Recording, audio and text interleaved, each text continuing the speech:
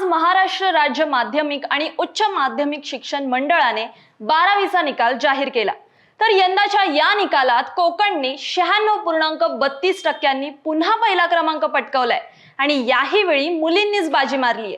पण या निकालात सगळ्यांचं लक्ष वेधून घेतलं ते वैभवी देशमुख हिच्या यशाने।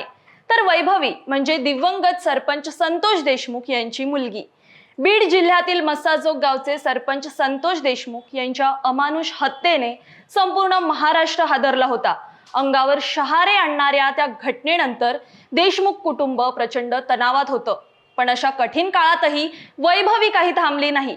एकीकडे वडिलांसाठी ती न्याय मागत होती, मोर्चांमध्ये सहभागी होत होती आणि दुसरीकडे आपलं शिक्षणही चालू ठेवत होती।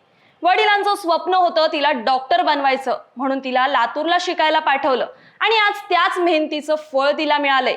वैभवीने 12वी मध्ये 85% गुण मिळवत सर्वांचीच मने जिंकली आहेत। तिने दाखवून दिलं की दुःख कितीही मोठं असलं तरी जिद्द त्यातून मोठी असते। संपूर्ण महाराष्ट्रातून आता वैभवीच्या धैर्याचं आणि यशाचं कौतुक होतंय। ही केवळ टक्केवारी नाही तर एका मुलीच्या संघर्षाची, जिद्दीची आणि स्वप्नासाठी लढण्याची कहाणी आहे। वैभवी, तुझं यश लाखो लोकांसाठी प्रेरणा आहे। वैभवीचं खूप खूप अभिनंदन आणि तिच्या पुढच्या वाटचालींसाठी तिला शुभेच्छा।